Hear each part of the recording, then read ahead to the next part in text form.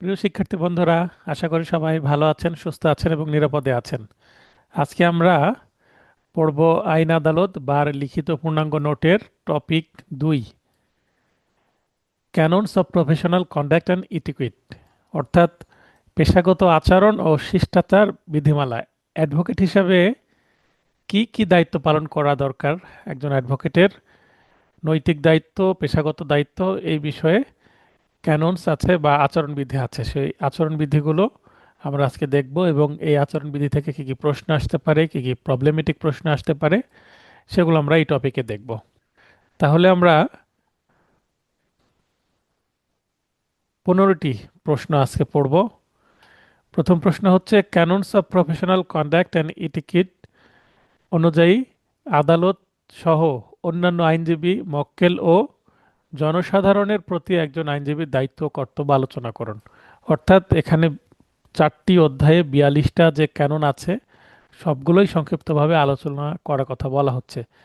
তো এই প্রশ্ন যদি আসে 10 নম্বরের জন্য, তাহলে কি 42টি আলোচনা করতে হবে? না, 42টা লিখার প্রয়োজন হবে না। আপনি প্রায় 30-35টার মতো যদি লিখেন বা 30টার কাছাকাছি যদি লিখেন গুরুত্বপূর্ণগুলো, তাহলেই হবে। অথবা প্রশ্নটি এভাবে আসতে পারে যে এই ক্যাননসে কতটি অধ্যায় ও বিধি আছে, আলোচনা করুন, একই বিষয়। তাহলে এখানে আমরা 4টি অধ্যায় আছে এবং 42টি বিধি আছে, এভাবে শুরু করে আমরা এমসিকিউ নোটে যেভাবে ছিল, অধ্যায় 1-এ অ্যাডভোকেটদের পারস্পরিক আচরণ, অর্থাৎ প্রথমটা হচ্ছে একজন অ্যাডভোকেট আরেকজন অ্যাডভোকেটের সাথে কেমন আচরণ করবেন, সেটা 11টি বিধিতে বলা আছে। তো এখানে দেখেন বিধি 1, বিধি 2, এভাবে 11টি পর্যন্ত আমি আলোচনা করেছি। তো আপনারা চাইলে এখানে বিধি না লিখে 1, 2, 3 এভাবে লিখলে, 11টি না লিখে অন্তত 8-9টি লিখলেন, যেগুলো মনে পড়লো। আবার যেমন এখানে আছে, একে পেশাগত মর্যাদা সমুন্নত রাখা। একজন অ্যাডভোকেটের যে পেশাগত মর্যাদা আছে সে মর্যাদা অক্ষুণ্ণ রাখতে হবে, কারণ মর্যাদার মাধ্যমেই তার সুনাম ছড়িয়ে পড়বে এবং এই সুনামের মাধ্যমেই কিন্তু ধীরে ধীরে মামলা বৃদ্ধি পেতে থাকবে। তারপরে 2 নম্বর পয়েন্ট হচ্ছে পেশাগত নিযুক্তি লাভের জন্য বিজ্ঞাপন দেওয়া হতে বিরত থাকা। তো এখানে যদি আপনি প্রথমে এই 2 নম্বরটা আগে দেন আর 1 নম্বরটা পরে দেন, এই ধরনের যদি একটু ওলট পালট হয়ে যায়, তাতেও খুব একটা সমস্যা নেই। সেক্ষেত্রে আপনারা বিধি 1, বিধি 2 এভাবে না করে 1, 2, 3 এভাবে জাস্ট, অথবা আপনার স্টার চিহ্ন দিলেন। স্যার বুঝতে এগুলো কি স্টার দিয়ে লেখা যাবে স্যার, স্টার দিয়ে? স্টার দিয়ে লিখেন, সমস্যা নেই। সেক্ষেত্রে আপনার আচ্ছা। কোন বিধিতে কোনটা আছে এটা যদি মিসও হয়ে যায়, খুব একটা সমস্যা সৃষ্টি করবে না। কিন্তু যখন আপনি বিধি 1, বিধি 2 বলবেন, তখন বিধি জি 2 এ জি কি জি আছে জি। সেটাই লিখতে হবে। অনুমোদনহীন ব্যক্তিকে নিয়োগ দেওয়া হতে বিরত থাকা। প্রতিপক্ষগণের প্রতিপক্ষের মক্কেলের নিকট বিরোধীয় বিষয় প্রকাশ করা হতে বিরত থাকা। অর্থাৎ আমি বাদীপক্ষের আইনজীবী, বিবাদী পক্ষের মক্কেলের সাথে বা বিবাদীর সাথে আমার কথা বলার খুব একটা দরকার নেই মামলার বিষয়ে। তাহলে দুর্বলতা প্রকাশ পেয়ে যেতে পারে, অথবা আমার মক্কেল আমার প্রতি কি হতে পারে, সন্দেহ তৈরি হতে পারে যে আমি তার কাছে বিক্রয় হয়ে যাচ্ছি, এরকম সততার একটা বিষয় চলে আসতে পারে। প্রতিপক্ষের অ্যাডভোকেটের অনুপস্থিতিতে আদালতে শুনানি করা হতে বিরত থাকা। অর্থাৎ এখানে আদালতে লড়াই হবে দ্বিপাক্ষিক, একপাক্ষিক আমি লড়াই করে শেষ করে আসবো না। গত ক্লাসে জি। আমরা এমসিকিউ ক্লাসে গতকালকে দেখলাম, এক্সপার্টে যদি হয় মামলা, সেক্ষেত্রে ভিন্ন জিনিস, বিবাদী না আসলে। তবে বিবাদী যদি অ্যাপিয়ার হয়ে থাকে, তাহলে কোনো শুনানির সময় অবশ্যই অপরপক্ষের আইনজীবীর জন্য অপেক্ষা করা উচিত। আদালত সেটা দেখেন যে এক পক্ষ আছে এক পক্ষ নাই, তখন মামলাটি তৎক্ষণাৎ শুনানি শুরু না করে একটু অপেক্ষা করেন। এবং যদি মনে করেন আসামি আছে কিন্তু আসামি পক্ষের আইনজীবী নাই, তাকে বলে যে আপনার আইনজীবীকে ফোন দিয়ে ডেকে নিয়ে আসেন। একাধিক অ্যাডভোকেট নিয়োগে আপত্তি না করা। একজন মক্কেলের যদি সামর্থ্য থাকে, তিনি যদি বলেন যে আপনার পাশাপাশি আরো 2-1 জন ভালো সিনিয়র অ্যাডভোকেট নেন, তাহলে সেটা আপত্তি না করা, কারণ সিনিয়রের ফি তো আপনি দিবেন না, মক্কেলই দিবে। জি। বিধি 7, অ্যাডভোকেটগণ নিজেদের মধ্যে ব্যক্তিগত বিবাদ এড়িয়ে চলবেন। কেননা আইনজীবীরা নিজেরা নন, বরং মক্কেলগণই মামলার পক্ষ। Clients not advocates are the litigants, অর্থাৎ অ্যাডভোকেটরা কিন্তু মামলার পক্ষ না, ক্লায়েন্টরাই হচ্ছে পক্ষ। অতএব একটা মামলায় হুম। আপনি জিততেই হবে এবং এই জিতার জন্য অপর অ্যাডভোকেটের সাথে আপনি বিবাদে জড়িয়ে গেলেন, এটা খুবই পার্সোনাল নিয়ে নিলেন, খুব রেষারেষি চলছে, এরকম করা যাবে না। যেমন আজকে আমার একটা মামলায়, এটা একটা মিস আপিলের মামলা, অপরপক্ষের আইনজীবী সম্ভবত 7 বার টাইম পিটিশন দিলেন। গত ধার্য কি তারিখে মামলা টাইম বললেন পিটিশন, স্যার? সরি, কি মামলা বললেন স্যার এটা? এটা একটা মিস আপিল মামলা। অর্থাৎ আচ্ছা আমি ম্যান্ডেটরি ইনজাংশনের মামলা করেছিলাম। মামলা করার 1 সপ্তাহ 5 দিন পরেই, 5 দিন পরে আমি আবার টেম্পোরারি ইনজাংশনের পিটিশন দিয়েছিলাম। তো সেই টেম্পোরারি আচ্ছা ইনজাংশনের রায় আমার পক্ষে আসে। এখন এই টেম্পোরারি ইনজাংশনের যে রায় আমার পক্ষে আসলো, আদেশটা, এই আদেশের বিরুদ্ধে তারা মিস আপিল করেছে, মানে বিবিধ আপিল। তো এই মিস আপিল বা বিবিধ আপিল মামলাটা হওয়ার সঙ্গে সঙ্গে আমরা অ্যাপেয়ার হয়েছি এবং আমরা শুনানির জন্য রেডি। আমি সবসময়, মামলা আমার মাথায় আছে, কারণ আমি মামলা ফাইলিং করেছি এবং মামলা আমরা 100% জিতবো, এটা আমার কনফিডেন্ট আছে, এবং মামলা ভালো মেরিট আছে, অপরপক্ষে অন্যায় করছে।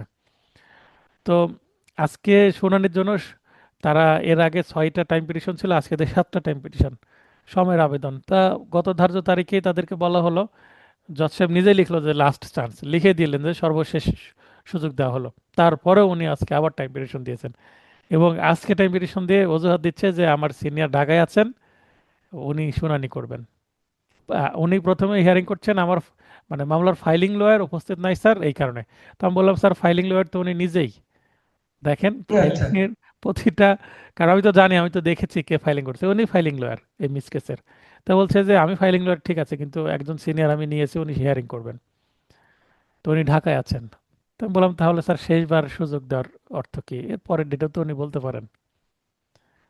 তখন আমি বললাম ঠিক দিয়ে আছে। শেষমেশ কি টাইম দিল স্যার? শেষমেশ কি দরখাস্ত তারপরেও মঞ্জুর হলো? টাইম ওনাকে দিল, তা খুব খারাপ লাগলো। আমি ওনাকে বের হতে লেগে হাসতে হাসতে বললাম যে এই মামলাটা ডিলে হয়ে কিন্তু আপনার মক্কেলেরও ক্ষতি হচ্ছে, কারণ ওই জমিতে উনিও কিন্তু কনস্ট্রাকশন করতে পারবে না।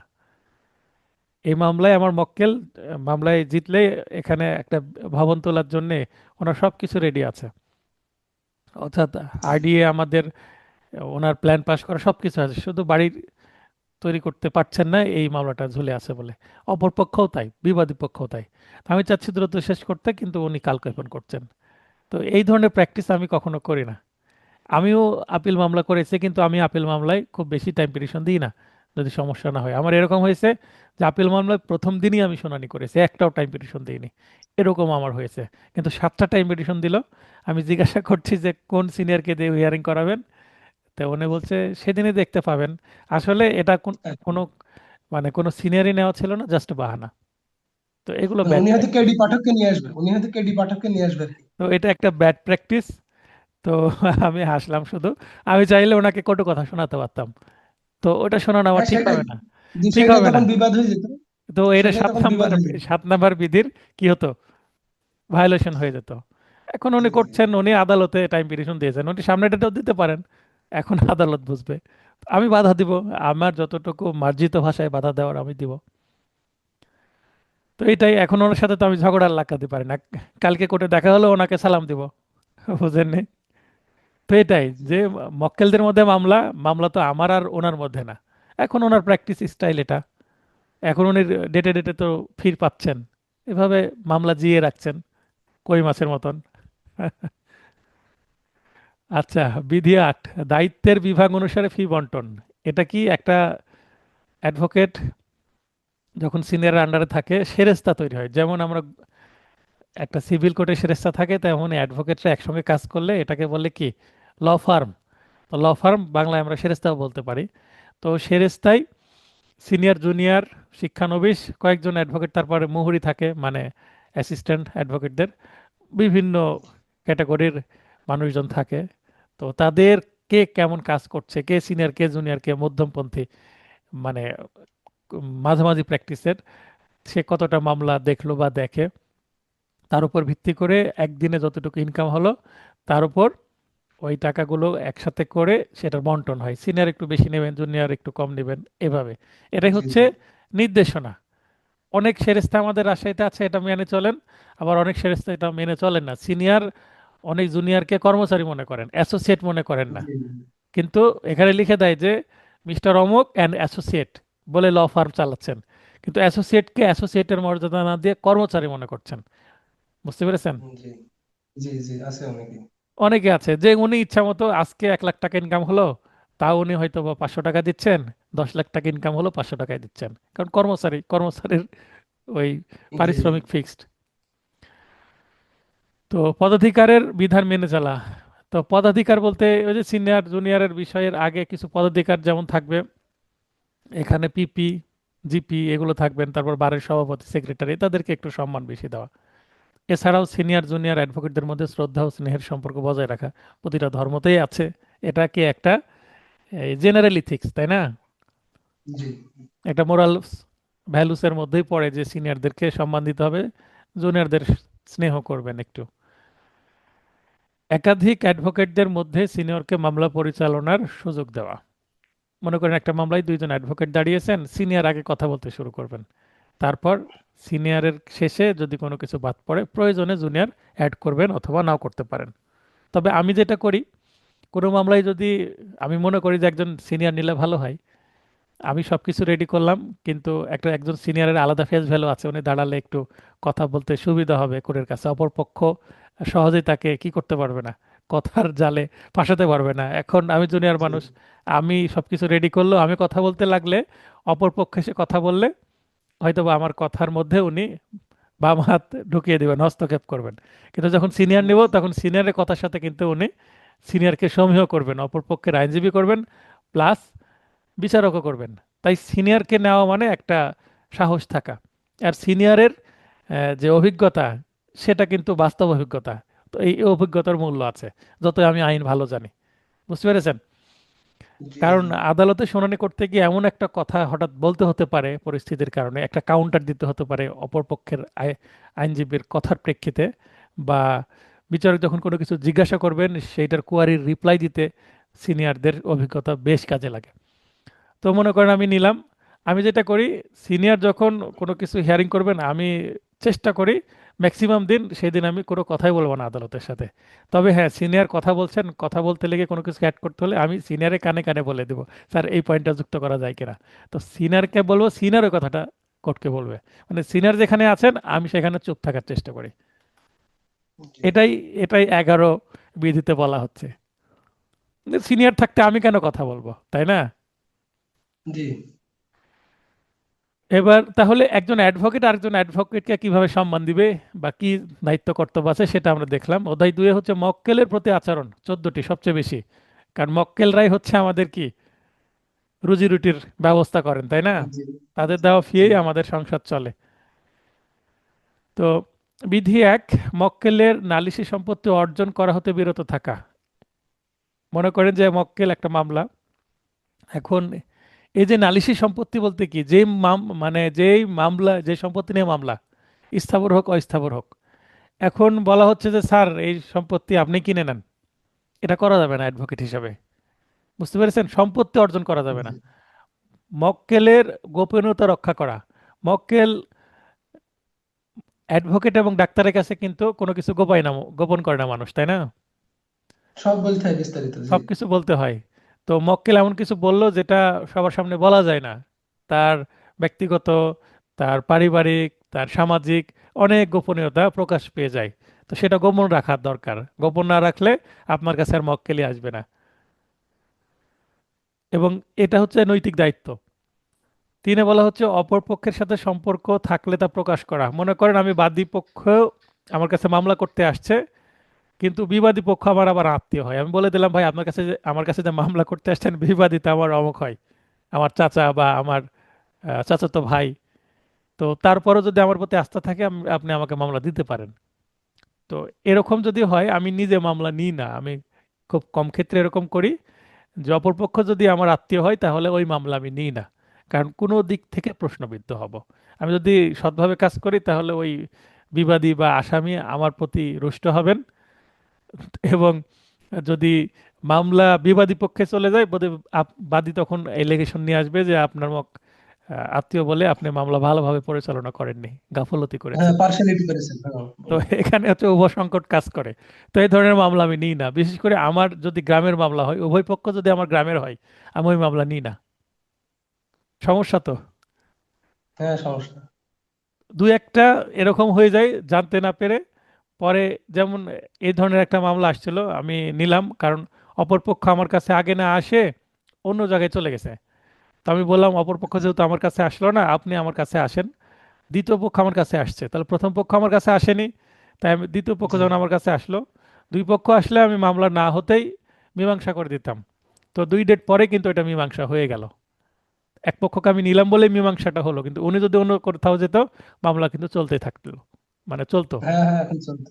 তো আমাদের গ্রামের মানে মামলা বলে গ্রামের প্রতিবেশী, তো আমি সমাধান করে দিলাম।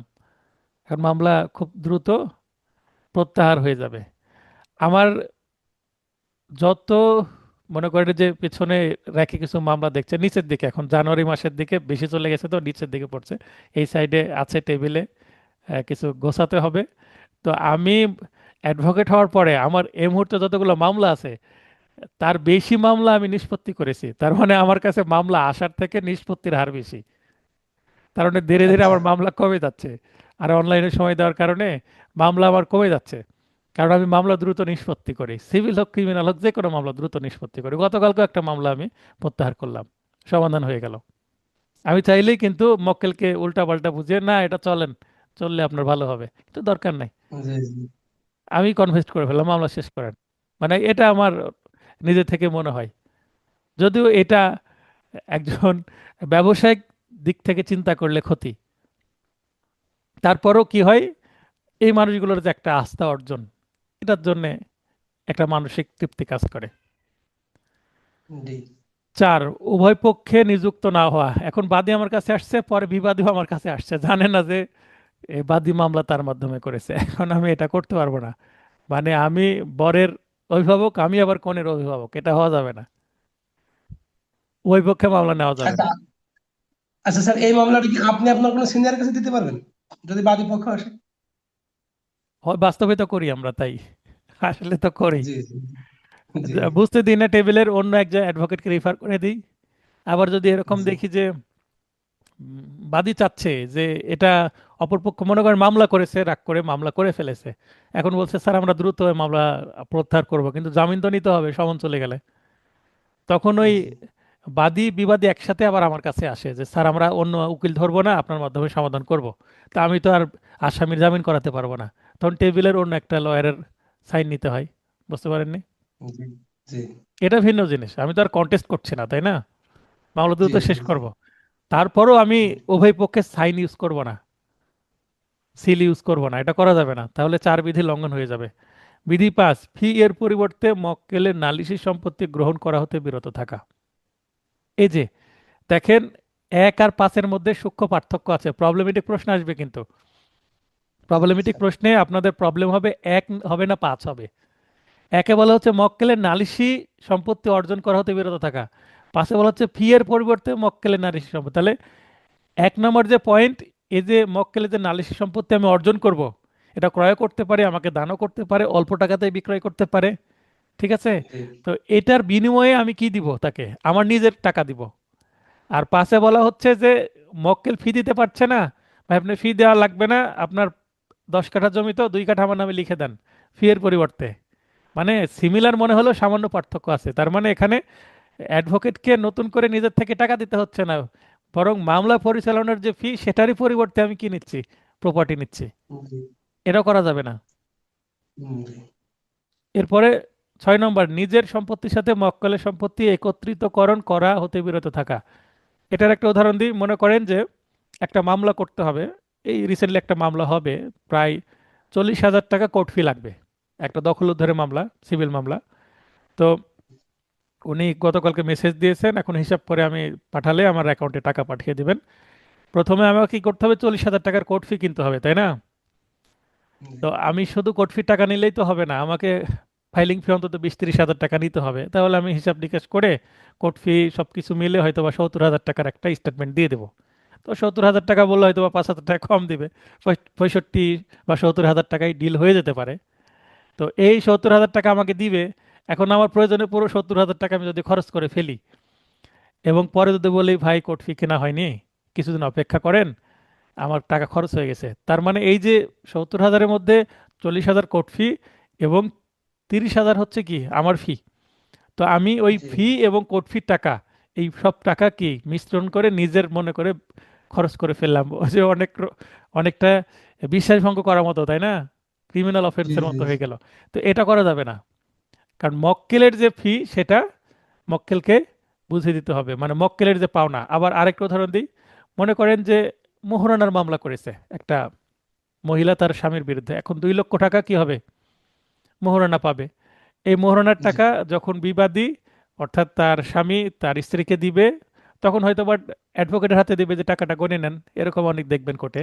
তো টাকা গণে নিতে নিতে সেখান থেকে যদি 10,000 টাকা সরিয়ে রাখি, যে বললাম যে না এই 10,000 আমার, এখন এই আপনার 1,90,000 আপনার, এটাও করা যাবে না।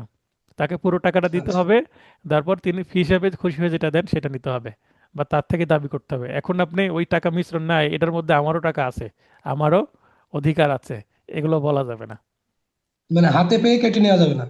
না, অনেকেই করে কিন্তু আমি কখনো করিনি। এরকমও হয়েছে আমি অনেক টাকা তুলে দিয়েছি, এক্সপেক্ট করছি 5,000 টাকা পাবো, 500 টাকা দিয়ে চলে গেছে, কিছু বলতে পারিনি কারণ গরিব মানুষ। আচ্ছা।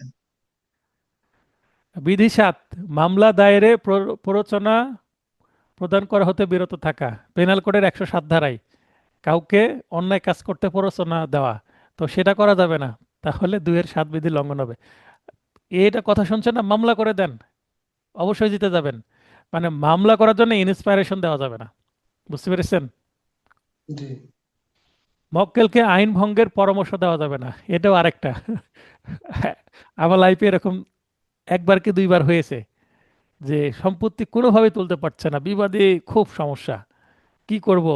তো কিছু পরামর্শ দিতে হয় যে এই কাজগুলো করেন, যদিও সেগুলো ইলিগাল, কিন্তু আমি বললাম এগুলো আপনি কি করবেন, পরামর্শ আমি এরকম দিই যে স্থানীয়ভাবে বসেন, বসেন, আপনি গণ্যমান্য ব্যক্তিদের মাধ্যমে চাপ সৃষ্টি করেন, করে এটা উদ্ধারের চেষ্টা করেন, কিন্তু মারামারি করতে যাবেন না, হাতাহাতি করতে যাবেন না।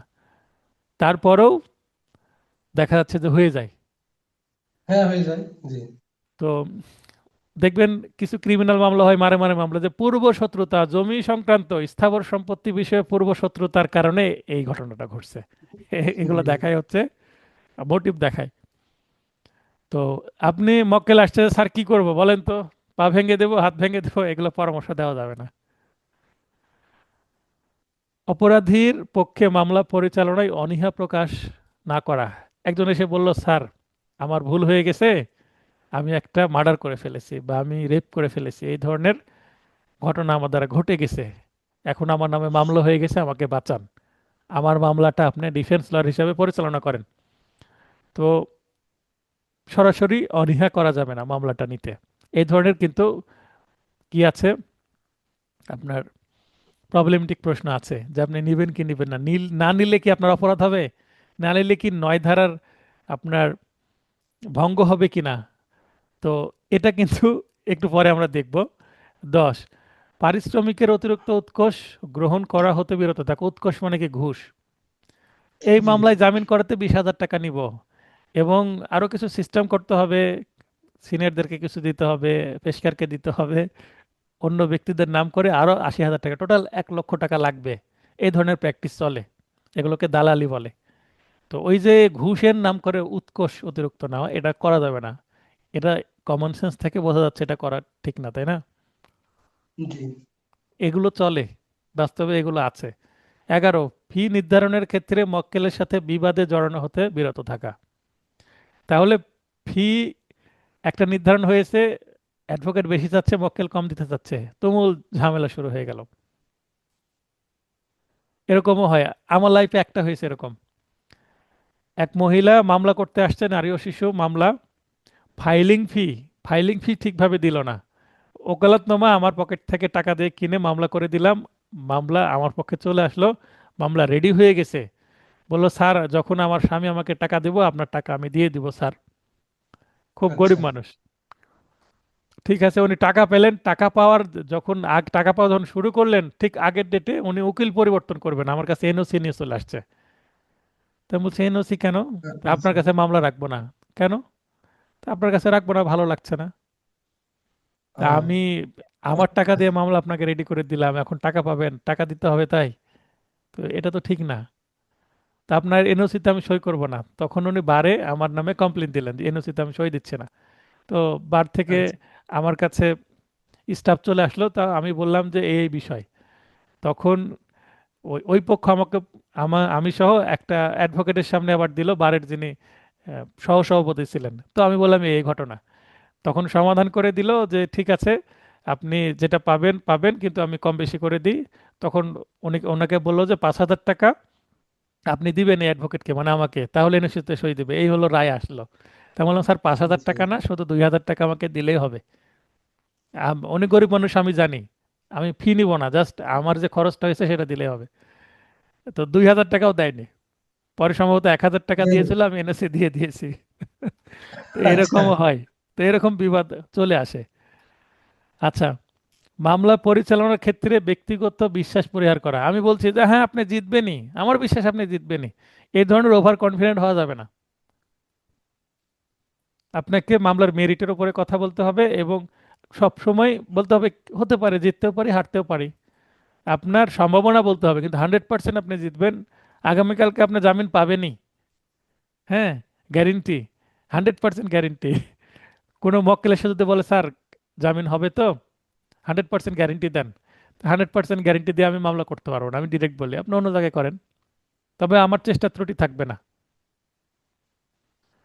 কোনো মামলার সাক্ষী হলে মামলাটি অন্য অ্যাডভোকেটকে পরিচালনার দায়িত্ব দেওয়া। মনে করেন যে মামলাটা হচ্ছে, এখন ঘটনাক্রমে ওই মামলার যদি আপনি সাক্ষী হয়ে যান, তাহলে ওই মামলাটার আপনি অ্যাডভোকেট থাকতে পারবেন না, এটা অন্য অ্যাডভোকেটের কে মানে পরিচালনার জন্য দায়িত্ব দিতে হবে। তার মানে আপনি নিজে উইটনেস বক্সে দাঁড়িয়ে আবার নিজে অ্যাডভোকেটের ভূমিকা কিভাবে পালন করবেন, বুঝতে পেরেছেন? জি জি। তার মানে আরেকটা অ্যাডভোকেটকে নিতে হবে আপনাকে ওই মামলায় অ্যাডভোকেটের মানে অ্যাডভোকেট হিসেবে মামলা পরিচালনা করার জন্য, আর আপনি তো উইটনেস হয়ে গেলেন। কোনো বিশেষ দিনে মামলা পরিচালনায় মক্কেলকে বাধ্য করা হতে বিরত থাকা।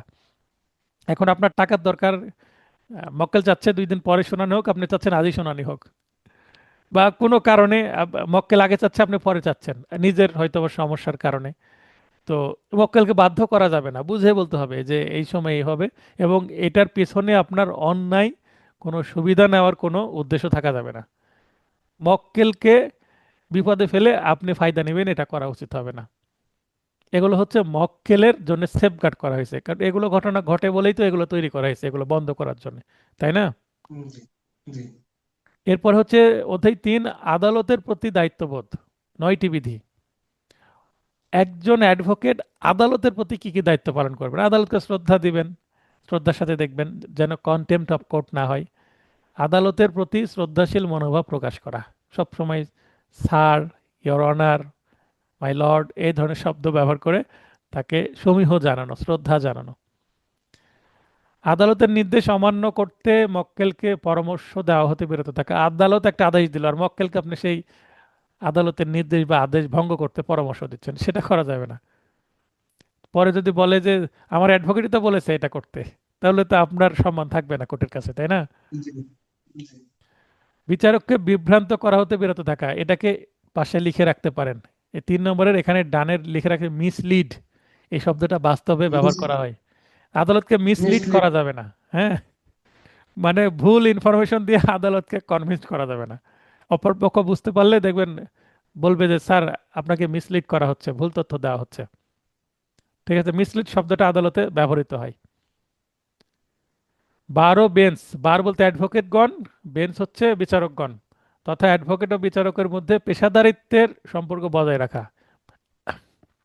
আপনার স্যার এখানে একটা প্রশ্ন স্যার, স্যার এই যে অনেক সময় মিথ্যা বা মিথ্যা বিবাদী বা মিথ্যা সাক্ষী সাজিয়ে নিয়ে যাওয়াটাই কি মিসলিডের মধ্যে পড়ে নাকি স্যার? এখানে মিথ্যা সাজিয়ে একটা মিসলিডের মধ্যে পড়বে না। মিসলিড হচ্ছে তথ্যগত বিভ্রান্তি তৈরি করা। আচ্ছা। আপনি মিথ্যা সাক্ষী নিয়ে গেলে তো পেনাল কোডে তো আলাদা মামলার বিধান আছে, 191, 92 গুলো দেখলেই বুঝতে পারবেন। মানে আপনি তথ্য বা ভুল ইনফরমেশন দিচ্ছেন, এটা হচ্ছে মিসলিড। জি জি জি। পেশাদারিত্বের সম্পর্ক কি? মানে উনি বিচারক, আমি অ্যাডভোকেট, পেশাগত দায়িত্ব পালন করতে হবে। এখন এক জায়গায় মনে করেন যে বিচারক আমার যদি আত্মীয় হয়, তো ওইখানে কোর্টে বসে আত্মীয়তা চলবে না। তাই না? আবার বিচারক যদি স্যার আমার, স্যারই। হ্যাঁ, বিচারক যদি কোনো কারণে আমার পারিবারিক শত্রু হয়, তাহলে সেখানে শত্রুতা দেখানো যাবে না বিচারকের, তাহলে তার পেশাদারিত্ব এখানে ঘাটতি পড়বে। তার মানে জি। কোর্টে আমি অ্যাডভোকেটের ভূমিকা পালন করব, তিনি বিচারকের ভূমিকা পালন করবেন। এটাই পেশাদারিত্ব, মানে পেশাকে সর্বোচ্চ জায়গায় রাখা, ব্যক্তিগত যে কোনো প্রকার সম্পর্ককে সেখানে গুরুত্ব না দেওয়া। মানে মনে করেন ছেলে অ্যাডভোকেট, বাবা বিচারক, ওই কোর্টে দাঁড়িয়ে বাবাকে বাবা বলা যাবে না, ওই স্যারই বলতে হবে বা ইওর অনার বলতে হবে, তাই না? জি। সরকারি আইনজীবী কর্তৃক ন্যায় বিচার নিশ্চিত করা। সরকারি আইনজীবী বলতে পিপি, জিপি, এজিপি, এপিপি, তাদেরকে বলা হচ্ছে। আচ্ছা, এটা কে বলতে পারবেন? অন্যরা একটু কথা বলবেন যে বিধি 5-এ সরকারি আইনজীবী কর্তৃক ন্যায় বিচার নিশ্চিত করা। এখন সরকারি আইনজীবী মনে করেন একজন পাবলিক প্রসিকিউটর, তিনি সাক্ষ্য গ্রহণে হেল্প করছেন, ঠিক আছে। তো ন্যায় বিচার যদি নিশ্চিত করা হয়, তাহলে আদালতের প্রতি কিভাবে দায়িত্ববোধ, মানে দায়িত্ব পালন করা হয়, এটা কি, ব্যাখ্যাটা কি বলেন? পাবলিক প্রসিকিউটর বা সরকারি আইনজীবী যদি ন্যায় বিচার নিশ্চিত করে, তাহলে আদালতের কি, আদালতের প্রতি কিভাবে দায়িত্ব পালন করা হয়, এটার ব্যাখ্যা কে দিতে পারবেন? হাত উত্তোলন করেন।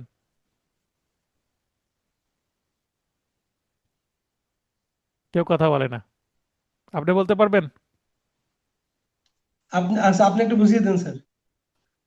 মনে করেন এই যে আমি আপনাকে প্রশ্ন করলাম, আপনি রেসপন্স করলেন, তাই না? ফিডব্যাক দিচ্ছেন না? জি। জি। ফিডব্যাক দিলে আমার সুবিধা হচ্ছে কিনা? জি। জি। ফিডব্যাক, যখন একজন শিক্ষক ক্লাসে পড়ান, ছাত্রদেরকে যখন প্রশ্ন করা হয়, যখন স্বতঃস্ফূর্তভাবে উত্তর দেওয়া হয়, তাহলে দ্বিপাক্ষিক একটা আলোচনা চলে আসে, তার মানে ফিডব্যাক দেওয়া জি। হয়। জি। প্রশ্ন করছি, কেউ উত্তর দিচ্ছেন না, আমি ফিডব্যাক পাচ্ছি না। কিন্তু প্রশ্ন দিচ্ছি, অনেকে 10-12 জন হাত উত্তোলন করলেন, 2-3 জন উত্তর দিয়ে দিলেন, ক্লাসটা ইন্টারেস্টিং হয়ে যাবে না? জি। জি। জি। এবং সেটা ক্লাস মনে হবে আর কি।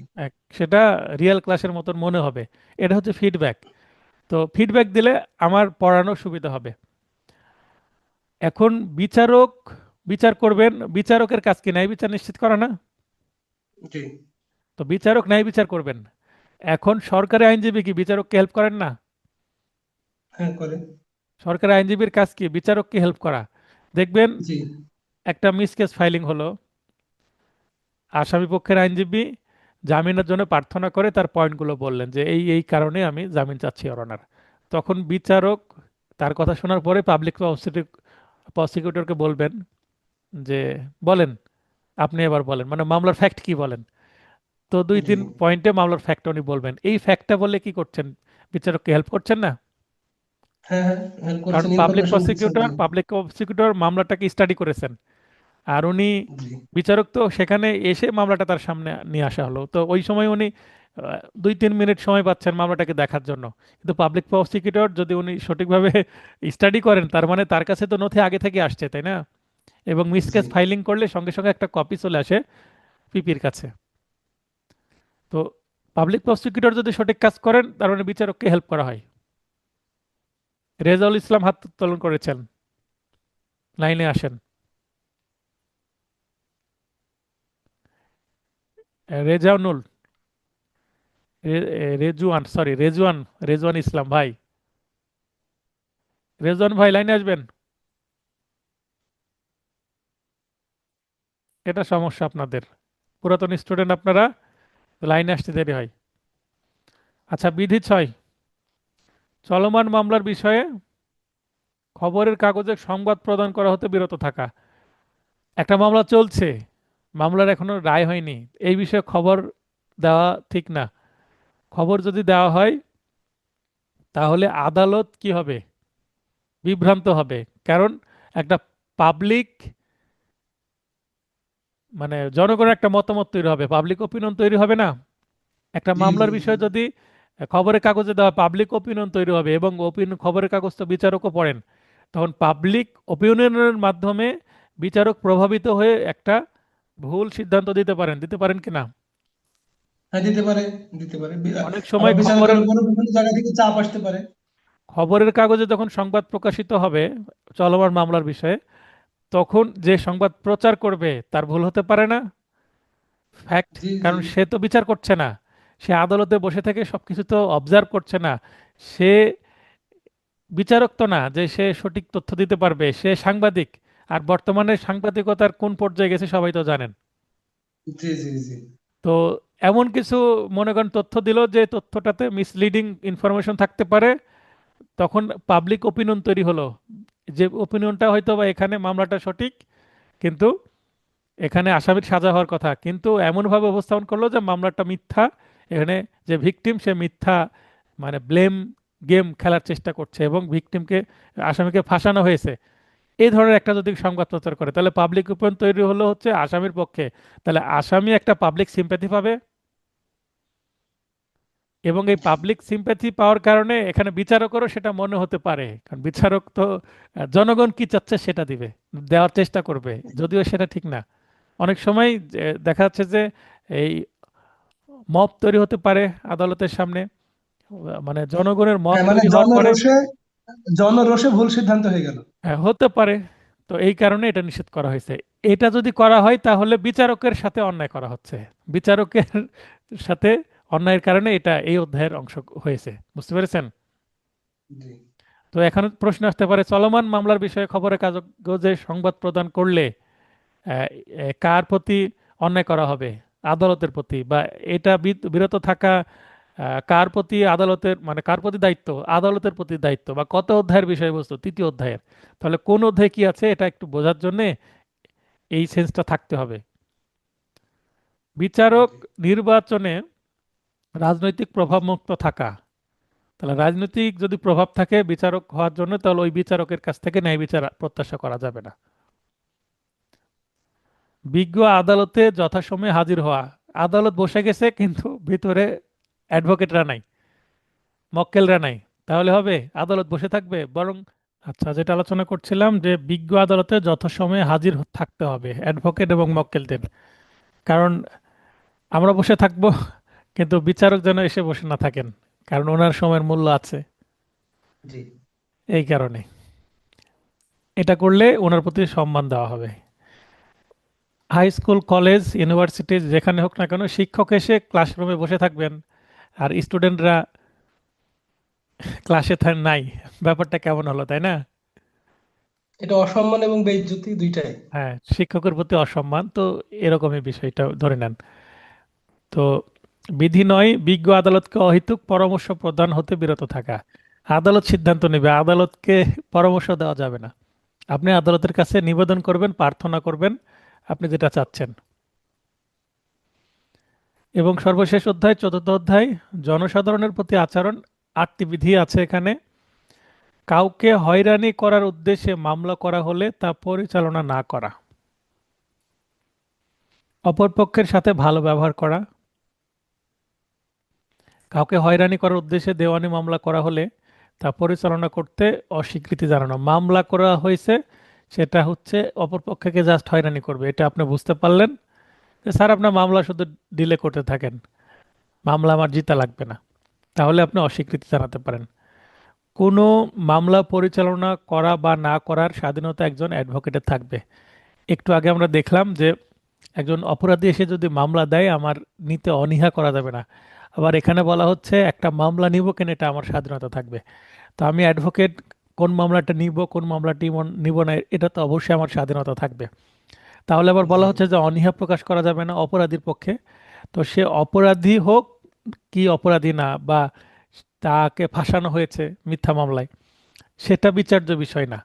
বিষয় হচ্ছে কি, যে আপনি মামলা নিতে অনীহা করতে পারবেন না, সেখানে বলা হচ্ছে। আর এখানে আপনাকে স্বাধীনতা দেওয়া হয়েছে, তাহলে একটা উভয় সংকটের মতো বিষয় না? জি, অনেকটা তাই। তো আলটিমেটলি এটা আপনার কাজে লাগবে। কি কারণ, এটা দেখেন জনসাধারণের প্রতি আচরণ।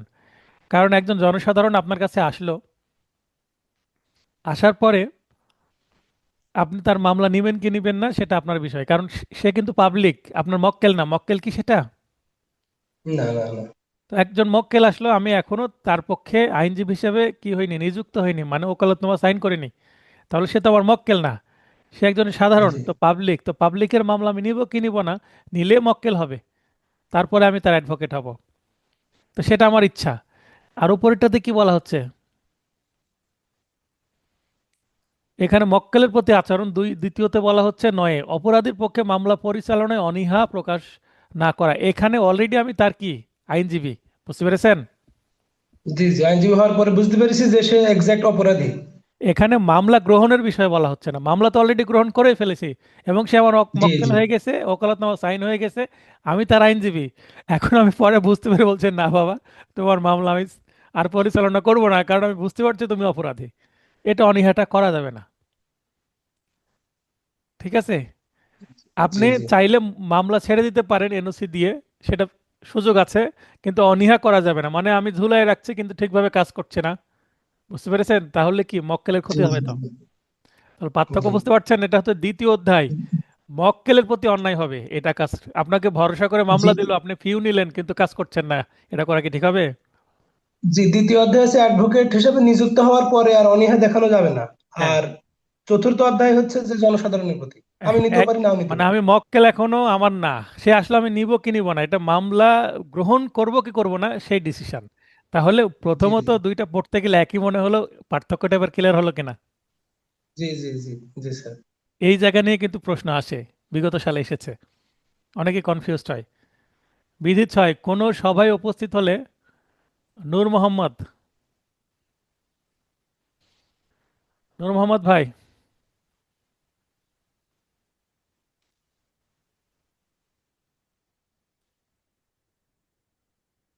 কোনো সভায় উপস্থিত হলে নিজের পরিচয় গোপন না করা। আমি একজন অ্যাডভোকেট, একটা সভা সালিশে গিয়েছি, সেখানে কোনো কথাবার্তা হচ্ছে, আমি যে অ্যাডভোকেট সেটা বলতে হবে আগে।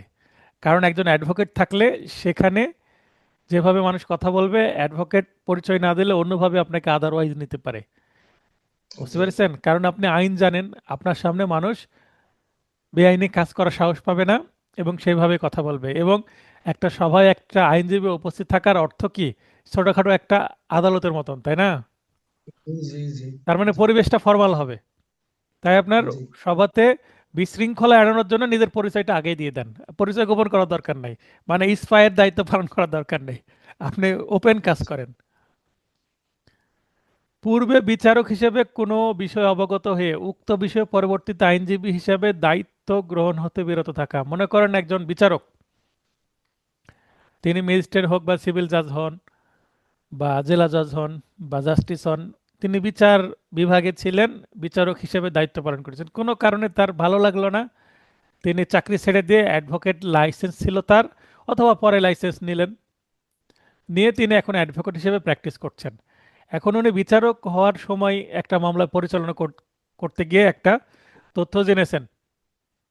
এখন মামলা পরিচালনা করতে গিয়ে অ্যাডভোকেট হিসেবে ওই মামলা তিনি আর গ্রহণ করতে পারবেন না, কারণ তিনি অলরেডি বিচারক হিসেবে সে বিষয়ে অনেক কিছু জেনেছেন, অবগত, অবগত অবগত। জি। তাই তাহলে কি করা হবে? আপনি যখন বিচার করছেন, সমাজের জন্য বিচার করছেন, যখন, হ্যাঁ, এখানে বলতে পারেন যে বিচার তো হয় উভয় পক্ষের মধ্যে, কিন্তু বিচার পুরো ব্যবস্থাটা যদি আমরা কালেকটিভলি চিন্তা করি, ওভারঅল চিন্তা করি, তাহলে সমাজের জন্য বিচার ব্যবস্থাটা কি একটা জরুরি না? জি সমাজে যেন অপরাধ বৃদ্ধি না পায়, আদালতের প্রতি, আইনের প্রতি মানুষ যেন শ্রদ্ধাশীল থাকে, তাই বিচার ব্যবস্থাটা ভালোভাবে ফাংশন করা জরুরি। তাই বিচারকের এখানে একটা কি ধর্মীয় দায়িত্ব বলা যায়, কারণ বিচারক যদি অন্যায় করে, বিচারকের কিন্তু পরকালে বিচার হবে, তাই না? জি জি তো এখানে বিচারক ন্যায় বিচার করবেন।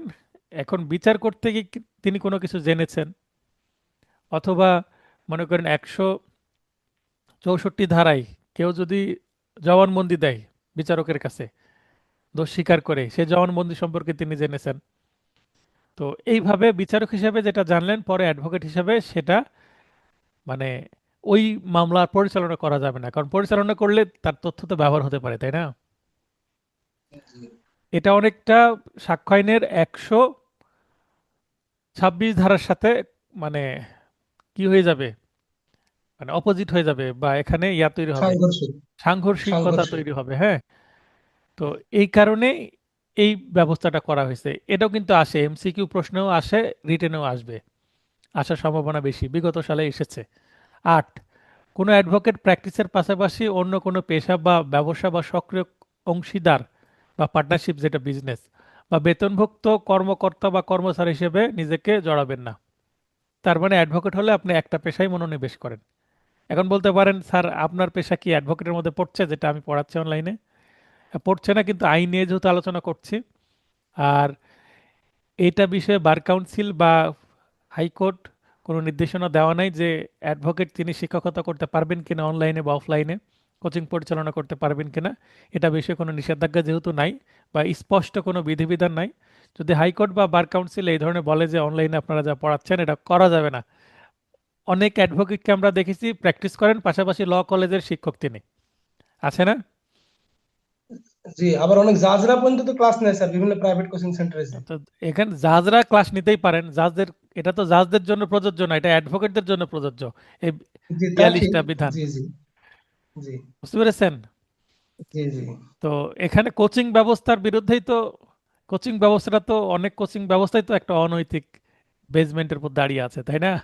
কোচিং জি যদি না থাকে ক্লাসে ঠিকভাবে পড়াশোনা হবে, ক্লাসে ঠিকভাবে পড়াশোনা হয় না বলে কিন্তু কোচিং এর উৎপত্তি হয়েছে। আমার মেয়ের আমার মেয়ের মাসিক স্কুলের টিউশন ফি হচ্ছে 3,000 টাকা, কিন্তু আমার মেয়ে টিউশনি দেওয়া লাগে 15,000 টাকার। বুঝতে পেরেছেন? জি জি, তাহলে কি প্রাইভেট অবস্থা? পড়াতে। প্রাইভেট জি দেওয়া লাগে 3 গুণ, 5 গুণ, এই অবস্থা। আচ্ছা, এবার দেখেন পেশাগত আচরণবিধি ও নিয়মানুবর্তিতা কখনো কিভাবে আইনে সন্নিবেশিত হয়। এর আগে আমরা 1 নম্বর প্রশ্নের উত্তরে পড়লাম, পুরো 42টার মতোই আছে, আপনারা সহজগুলো মনে রেখে লিখবেন। তবে ইতিপূর্বে এভাবে আসতো 10 নম্বরের জন্য, আপনাদের আসার সম্ভাবনা কম। তারপরে আমাদের আসুক আর না আসুক আমাদের জানতে হবে, প্রবলেমেটিক প্রশ্নের উত্তর করার জন্য এগুলো লাগবে, তাই না? জি জি এই যে ক্যাননস, এটা কখন আইনে সন্নিবেশিত হয়, মানে এর আইনগত ভিত্তি কি? The legal practitioners and bar council act, not order বা রুলস, এটা কিন্তু অ্যাক্ট, এবং এটা 1965, তার মানে পাকিস্তান আমলের আইন এটা।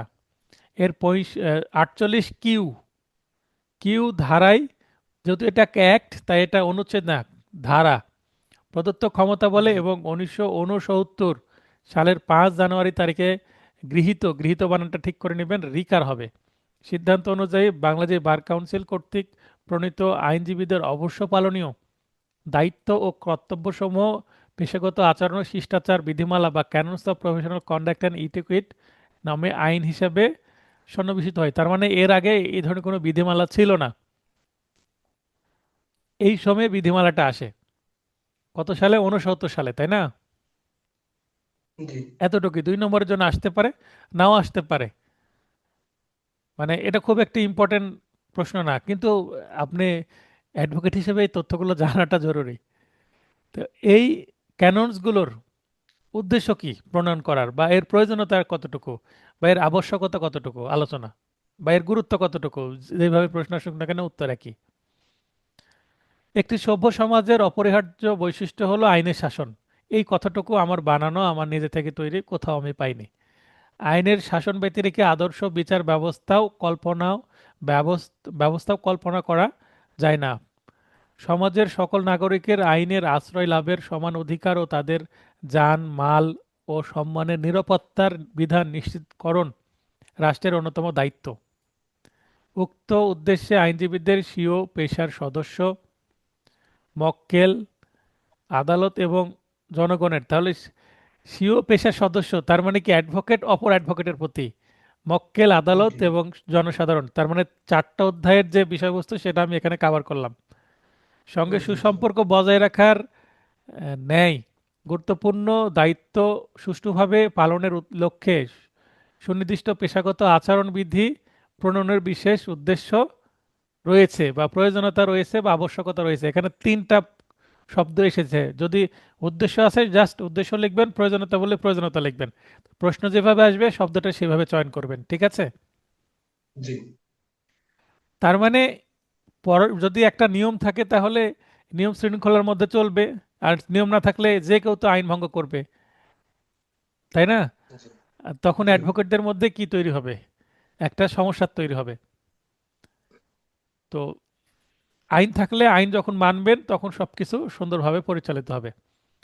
তো এখানে অর্ডারের অনুচ্ছেদ 44 জি এর বিধান অনুসারে বলা হচ্ছে, পাকিস্তান বার কাউন্সিল কর্তৃক প্রণীত পেশাগত আচরণ ও শিষ্টাচার বিধিমালা বাংলাদেশ বার কাউন্সিল কর্তৃক প্রণীত মর্মে গণ্য হবে, এটা বলা আছে। তার মানে পাকিস্তান আমলে যেটা তৈরি করা হয়েছিল 69 সালে, সেটাই বাংলাদেশের জন্য প্রণীত হবে, মানে গৃহীত হবে।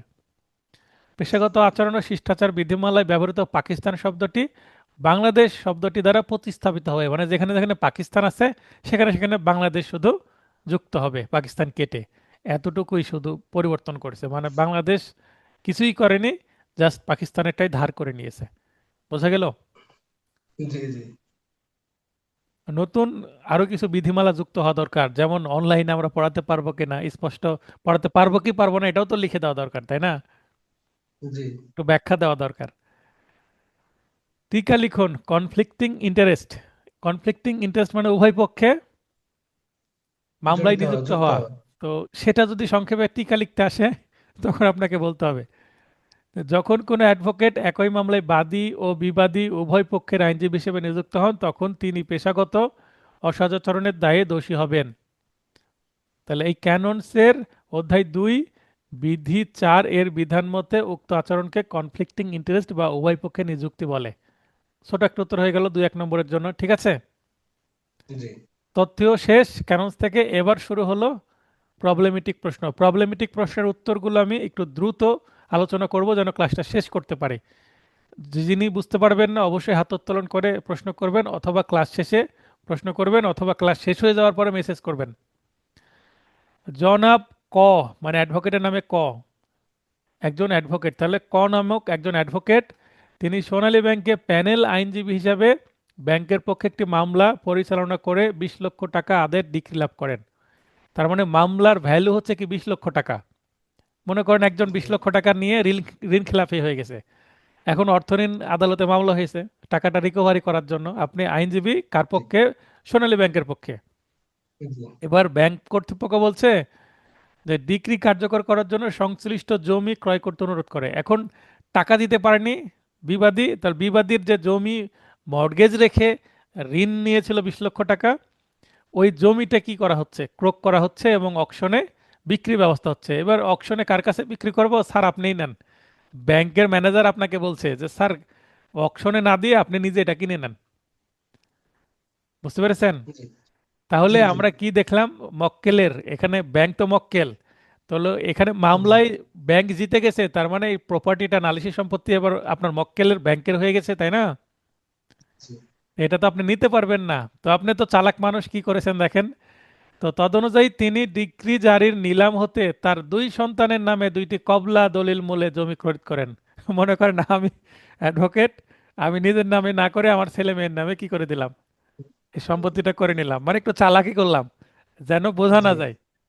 তাহলে তিনি কি কোনো অসদাচরণ করেছেন? প্রশ্নের মধ্যে প্যাঁচ আছে। অ্যাডভোকেট নিজে নিতে পারবেন না, ছেলে মেয়ে আত্মীয়স্বজনের নামে, স্ত্রী বা শ্বশুর শাশুড়ি বা বাবা মার নামে, ভাই বোনের নামে নেওয়া যাবে কিনা? বুঝতে পেরেছেন? কি জি। মনে হচ্ছে, এটা নেওয়া যাবে? না না, নিয়ে যাবে না স্যার। তাহলে এটাও চালাকি, এটাও অনৈতিক কাজ হলো। তাহলে আমরা জাস্ট মূল উত্তরগুলো দেখব, আর আপনারা সাজানো কিভাবে সেটা তো জানেনই, যে ঘটনা বিচার্য বিষয় প্রাসঙ্গিক আইন। জি প্রাসঙ্গিক আইনে আমরা কোনটা দেখব?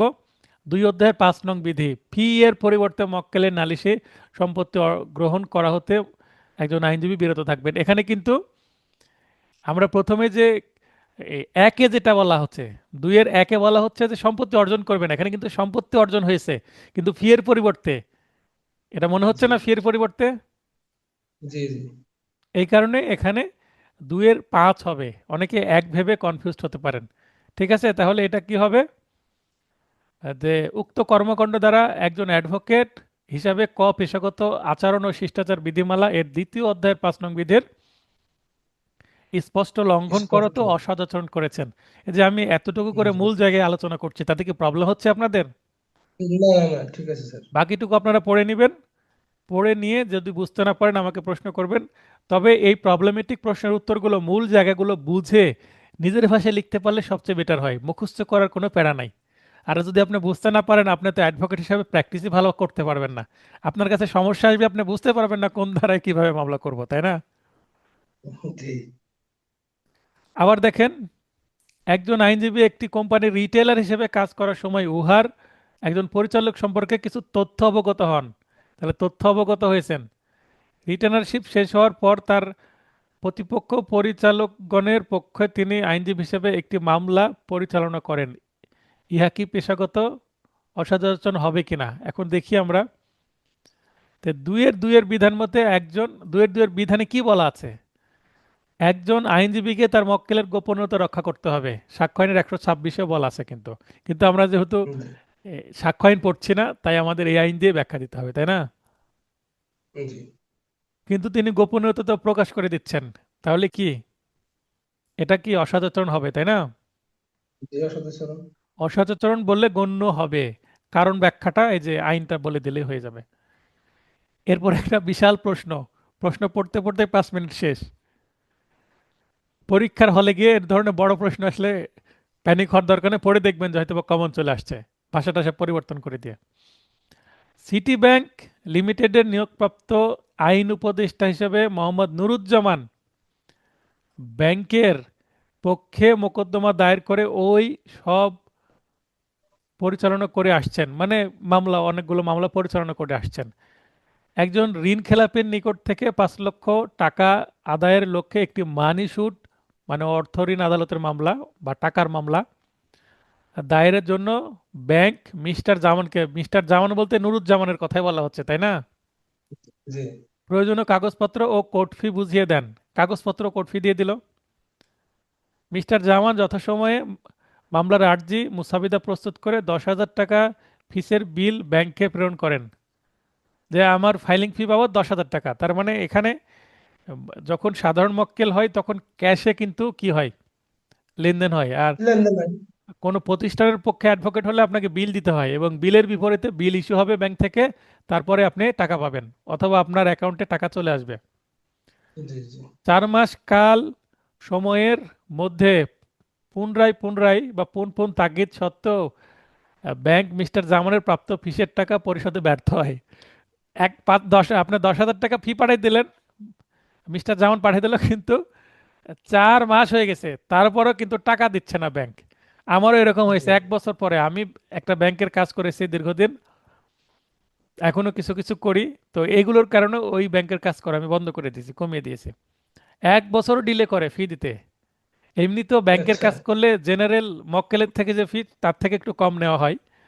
তারপরেও কি করা হয়, ফি দিতে দেরি করে। বিল দিয়ে বিল ঝুলাই রাখে, যে 5টা 7টা 10টা কাজ হওয়ার পর একবারে দেয়। তো এটা বলার পরে এবার মিস্টার জামান কি কাণ্ড করে দেখেন। অতঃপর মিস্টার জামান ব্যাংকে একটি লিখিত নোটিশ দিয়ে জানিয়ে দেয় যে যদি নোটিশ প্রাপ্তির 1 মাসের মধ্যে ব্যাংক তার প্রাপ্ত এই যে 10,000 টাকা ফি পরিশোধ না করে, তাহলে ব্যাংকের পক্ষে মানি সুটটি দায়ের না করে, মানে এখনো মামলা ফাইলিংই করেনি, তার কাছে গচ্ছিত কোর্ট আচ্ছা ফিসের টাকা থেকে তিনি তার প্রাপ্য ফিসের টাকা কেটে নেবেন। যে উদাহরণ আমি দিচ্ছিলাম যে 40 আর 30-70 হাজার টাকা আমি পাবো কিছুদিনের মধ্যে, সেখান থেকে যদি আমি খরচ করে ফেলি, বুঝতে পেরেছেন? তাহলে জি জি কোর্ট ফির টাকা কেটে নিলে কিন্তু অন্যায় হবে। তাহলে এবারও জি ব্যাংক তার দাবি অনুযায়ী ফিসের টাকা পরিশোধে ব্যর্থ হয়। ব্যর্থ হয়েছে বলেই তো ঝামেলা, তাই না? জি নোটিশ পাওয়ার পরে ব্যাংক টাকা দিল না। মিস্টার জামান কোর্ট ফিসের টাকা থেকে তার প্রাপ্য আদায় করে নিলেন। তাহলে কোর্ট ফি কিনতে টাকা কিন্তু শর্ট পড়ে যাবে, তাই না? তাহলে এই জি কাজটা করে এখন এত কাহিনী করে আপনাকে এটা বোঝানোর চেষ্টা করতে মিস্টার জামানের তো কারণ আছে, তাকে কেন টাকা দিচ্ছে না? টাকা না দিলে তিনি কাজ করবেন? তাহলে ঠিকই করেছেন তিনি, না না বিয়ের টাকা কেটে নিয়েছেন, জি এটা আপাত দৃষ্টিতে মনে হচ্ছে, কিন্তু অবশ্যই তিনি পেশাগত অসাধুচরণ করেছেন, আমরা সেটা দেখবো। হ্যাঁ, জি দেখেন এখানে আমি প্রাসঙ্গিক আইন ও সিদ্ধান্ত, আমি 4টা পয়েন্টে এটা লিখিনি, সংক্ষিপ্তভাবে লিখছি, মানে অ্যাডাপটিভ ওয়েতে লিখছি। আপনি চাইলে 4টা পয়েন্টে লিখতে পারবেন, কিন্তু এই ধরনের প্রশ্ন তো 4টা পয়েন্টে লিখতে গেলে প্রশ্ন, মানে কি বলে, ঘটনা লিখতেই আপনার 5-7 মিনিট লেগে যাবে। দরকার নাই, এইভাবেই লিখবেন, ঠিক আছে? জি বড় ঘটনা। তাহলে 2-6 বিধান ভঙ্গ করেছেন। 2-6 কি বলা আছে? কোনো আইনজীবী তার কাছে গচ্ছিত মক্কেলের কোনো সম্পত্তির সাথে নিজের সম্পত্তি একত্রিতকরণ করতে পারবেন না, মানে মিলিয়ে ফেলা যাবে না, এটা আমরা পড়লাম না? জি জি জি তাহলে 2-6 ভঙ্গ করেছেন, শেষ। ঠিক আছে। জি তাহলে এখানে দেখেন আমি এই মিস্টার জামান কোর্ট ফিসের টাকা থেকে তার প্রাপ্য আদায় করে নেন, মানে এটাই হচ্ছে মূল পয়েন্ট। তাই একটু বোল্ড করে দিয়েছি, আন্ডারলাইন করে দিয়েছি।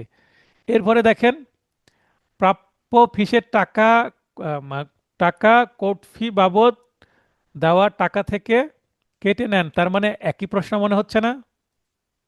জি জি ওখানে ছিল মিস্টার জামান, এখানে ইফতিখার। একই ঘটনা, এখানেও 10,000, এখানেও 5 লক্ষ। একই, জাস্ট কি করেছে, এটা কিন্তু বিগত সালের প্রশ্ন, জাস্ট ব্যক্তির নাম পরিবর্তন করে দিয়েছে। ওখানে ছিল সোনালী ব্যাংক মেবি, এখানে অগ্রণী ব্যাংক। না, এখানে ব্যাংক, হ্যাঁ, সিটি ব্যাংক, এবার অগ্রণী ব্যাংক, তার মানে কিন্তু ঘটনা একই। তাই আমি এখানে লিখে দিয়েছি যে 2-এর 7 নং প্রশ্নের উত্তর দেখুন, মানে একটু আগে যেটা শেষ করলাম। জি এরপরে দেখেন ডিক্রি কার্যকর, আহ, নিলাম, নিলাম হবে এখানে হইতে অ্যাডভোকেট সাহেব তার 4 সন্তানের নামে 4টি কবলা দলের মূলে সম্পত্তি খরিদ করেন। এর আগে 2 সন্তান, এবার 4 সন্তান। একই ঘটনা না? একই বিষয়, একই বিষয়, জি এখানে প্রশ্নের মধ্যে বলে দিচ্ছে আবার যে চ্যাপ্টার 2 মানে অধ্যায় 2, বিধি 5 অনুযায়ী অ্যাডভোকেট সাহেব পেশাগত অসদাচরণ করেছেন কিনা, মানে আপনার উত্তর এখানে দিয়েই দিয়েছে। কত বিধিতে কি হবে এটা আপনার মনে রাখতে হবে না, এভাবে দিলে তো সহজ হবে, কিন্তু এভাবে দিবে না এখন। বিধি এবং চ্যাপ্টার বা অধ্যায় আপনাকে মনে রাখতে হবে। তাহলে 2-এর 5 নং প্রশ্নের উত্তর দেখলেই হবে যে অ্যাডভোকেট মক্কেলের সম্পত্তি ফি এর পরিবর্তে নিতে পারবে না, নিজের নামে হোক বা আত্মীয়র নামে হোক বা সন্তানের নামে হোক, ঠিক আছে? জি আবার এই যে 4 সন্তানের নামে 4টি কবলা করলো, মানে একই। তাহলে 2-এর 5 দেখলে হবে। দেখছেন প্রশ্ন কত, কিন্তু উত্তর একই, মানে ফ্যাক্ট একই, জি ঘটনা ভিন্ন ভিন্ন। ক, একজন অ্যাডভোকেট একটি মামলার বাদী খ এর পক্ষে নিযুক্ত হন। ওই মামলার বিবাদী গ এর অ্যাডভোকেট সাহেবের শ্যালক, তার মানে মামলা করতে আসছে অ্যাডভোকেটের শালার বিরুদ্ধে, তাই না? জি জি তার আত্মীয়ের বিরুদ্ধে, তাহলে আত্মীয়র বিরুদ্ধে মামলা করতে আসছে, তার উচিত কি বাদীকে বলা যে ভাই আপনি যার বিরুদ্ধে মামলা করতে আসছেন সে আমার মিসেসের ভাই, আপনি কি তাও মামলা করবেন? এটা যদি না করে, যে প্রকাশ না করে ক্ষয়ের মামলা গ্রহণ করেন, কারণ গোপন রাখলো, পরে ঠিকই অন্যায় সুবিধা দিবে কাকে, তার শ্যালককে, তাই না? জি তাহলে অসদাচরণ হলো না। 2-এর 3-এ বলা আছে কোনো আইনজীবী পরিচয় প্রকাশ করতে হবে। কোনো মামলা গ্রহণকালে অপর পক্ষের সাথে সম্পর্ক থাকলে তা প্রকাশ করবেন, প্রকাশ না করেই ভুলটা করলেন, তিনি অন্যায় করলেন, জি পেশাগত অন্যায়, অসদাচরণ অসদাচরণ। করলেন, ঠিক আছে? জি এটা হচ্ছে প্রাসঙ্গিক আইন, তাহলে সিদ্ধান্ত লিখতে তো পারবেন। জি ওই একই আসবে, জি হ্যাঁ। এরপরে দেখেন যে মিস্টার সালামত একজন অ্যাডভোকেট একটি মামলার বাদী আজিজের পক্ষে নিযুক্ত হন, এই যে এখানেও সাহেবের শ্যালক, তার মানে সেম প্রশ্ন কিন্তু একটু ভিন্ন আঙ্গিকে, ঠিক আছে? জি ভিন্ন মামলা, জি সেম বাট সামথিং ডিফারেন্ট এরকম। তাহলে 2-এর 11 জি জি সেম উত্তর। আবার এখানে জনাব কয়েকজন বাদী পক্ষে নিযুক্ত অ্যাডভোকেট, একই মামলায় জনাব খ বিবাদী পক্ষে নিযুক্ত অ্যাডভোকেট, 2জন অ্যাডভোকেট। আচ্ছা, জনাব ক কর্তৃক বাদী পক্ষের সাক্ষীর জবানবন্দি গ্রহণকালে জনাব খ আপত্তি উত্থাপন করেন। দেখবেন যে আমরা নাটক সিনেমাতে দেখি আই অবজেক্ট ইওর অনার, এটা হচ্ছে আপত্তি, জি ঠিক আছে? জি জি তাই যদি বলে অবজেকশন সাস্টেন, সাস্টেন মানে ওই, মানে অবজেকশনটা গ্র্যান্ড হলো। আর যদি বলে অবজেকশন জি ওভাররুলড, মানে আপনার অবজেকশন মানলাম না। জি নেওয়া হলো না, জি হ্যাঁ, তো বাস্তবে আদালত এত নাটকীয়তা কিন্তু মেনটেন করে না। সিনেমা না, নাটকে যতটা নাটকীয়তা দেখায় ইন্টারেস্টিং করার জন্য, আবার অনেক ডায়লগ দেয়, সিনেমায় নায়ক এসে সেখানে লেকচার দিয়ে দেয়, এগুলো লেকচার দেওয়ার সুযোগ থাকে না কোর্টে। জি জি আবার আবার আমরা কি দেখি যে, পরিচ্ছন্ন ঝকঝকে তকতকে, কিন্তু আদালতে দাঁড়ানোর জায়গায় থাকে না। না, আবার দেখা যাচ্ছে যে অনেক, দেখা যাচ্ছে যে পাবলিক এসে জমা হয়ে আছে এবং একটা মামলা নিয়ে কাহিনী চলছে। তো জি জি আদালতে কিন্তু 100 মামলা একদিনে হয়, তাই এত নাটকীয়তার সুযোগ থাকে না। তবে কিছু কিছু মামলায় কিছু কিছু নাটকীয়তা আছে, নাটকীয়তা যে হয় না তা না। আমি কোর্টে বসে থাকলে, অন্য কাজ না থাকলে কোর্টে মনোযোগ দিয়ে শুনি যে অ্যাডভোকেটরা কি পরিচালনা করছেন। যে এরকমও যেমন হয়, কিছুদিন আগে একটা মামলা হয়েছে, পরিচালনা খুবই ইন্টারেস্টিং, ফ্যাক্ট বলবো না, তবে ঘটনাটা সংক্ষিপ্তভাবে জাস্ট বলি যে একজন আমাকে চাকরি দিবে বলে, বলছে যে আমাকে চাকরি দিবে বলে 20 লক্ষ টাকা নিয়েছে, চাকরিও দিয়েছে। 2 মাস চাকরি করার পর মামলা বদলি, মানে চাকরি বদলি করে দিয়েছে, বদলি হওয়ার পর জানতে পারছে যে ভুয়া কাগজপত্র তৈরি করে চাকরি দিয়েছে, তার বিরুদ্ধে মামলা করেছে, আচ্ছা, ঠিক আছে? এই ধরনের ঘটনা এখন খুব ইন্টারেস্টিং। আরো মামলা কিন্তু বাদী ফেল করবে, কারণ বাদীর ঘটনা মানে মামলা লেখাটা সঠিক হয়নি। তো আমি বললাম এই মামলাটা ফাইলিং কে করেছে? তো যিনি মামলাটা নিয়ে আসছেন, তো বলছে এটা আমার সিনিয়র ফাইলিং করছে। তো আপনার মামলা এই 2টা লাইনের কারণে আমি আবার দেখলাম, আমি আবার ছবি তুলে নিলাম মামলার কপির, নিজে স্টাডি করার জন্য। বললাম এই দুইটা লাইনের জন্য আপনার মামলা ফেল ফেল করবে, এই জায়গায় আপনার মামলা সঠিক হয়নি। এই যে 20 লক্ষ টাকার 1 টাকাও পাবেন না আপনারা। তা আপনি এভাবে কিভাবে বললেন? তা আপনি দেখেন, আমি আলাদাভাবে বললাম ওই অ্যাডভোকেটকে, ওই অ্যাডভোকেট আমার দুই দুই ব্যাচ জুনিয়র। তো আমি বললাম এটা কি আপনি ফাইলিং করেছেন? দেন না, আমার সিনিয়র করেছেন। তো ফাইলিং এর দেখেন এই পয়েন্টগুলো আপনি বিবেচনা করেন, এখানে মামলা দুর্বলতা চলে আসছে। স্যার এটা তো তো পরে সংশোধন করা যাবে না স্যার, আরজিতে যে কোনো সময় সংশোধন করা যায়? না, আরজি না, এটা এটা হচ্ছে ক্রিমিনাল মামলা। ক্রিমিনাল মামলা একটা ও লাইনও সরি, সংশোধন করা যায় না। ও আচ্ছা, সরি সরি সরি, ক্রিমিনাল মামলা, আচ্ছা আচ্ছা মানে তো আচ্ছা। 400 বিষয়ে মামলা করছেন, প্রতারণা, জি বিশ্বাস জি ভঙ্গের। জি জি আচ্ছা, জি জি জি। তো এরকম কিছু নাটক করতে আসে, তো একটু আমি তখন ইন্টারেস্ট নিলাম।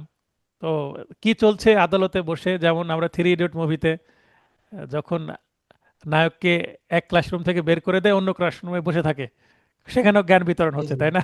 তো আমি জি জি অন্যের জি। মামলার ইন্টারেস্টলি খুব ইনভলভ হয়ে যাই, আমি হিয়ারিং শোনার চেষ্টা করি। এটাই কিন্তু জ্ঞান। এবং যেটা খুব ইন্টারেস্টিং মনে হয়, আমি ওই উকিলকে অনুরোধ করে আমি ওই মামলার কপি নিয়ে নিই বা ছবি তুলে নিই, আমার স্টাডি হয়ে গেল, একটু জ্ঞান বাড়লো।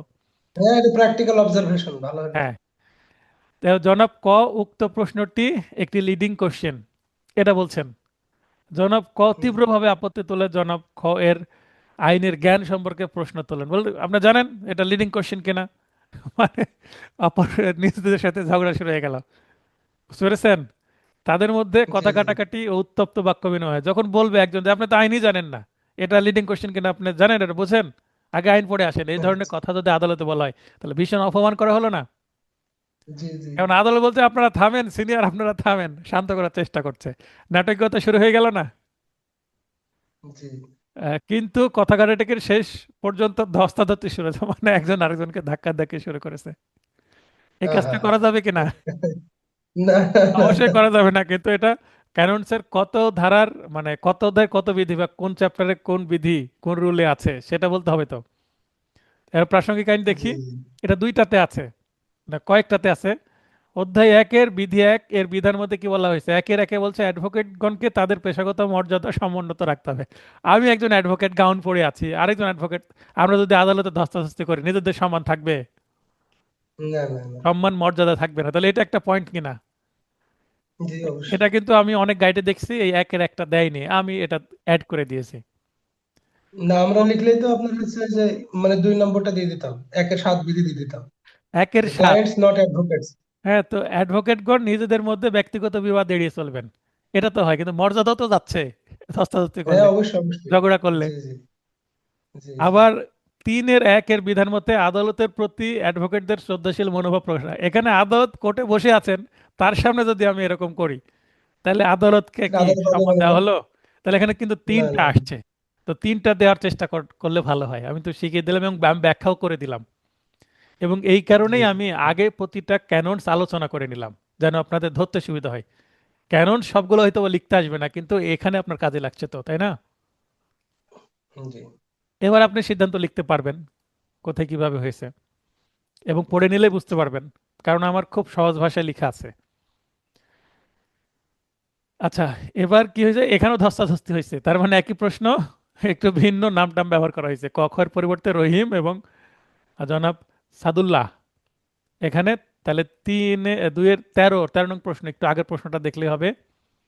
এখানেও কিন্তু পরস্পরকে আক্রমণ করেন, ব্যক্তিগত তর্কাতর্কি করেন, আক্রমণ করেন XY।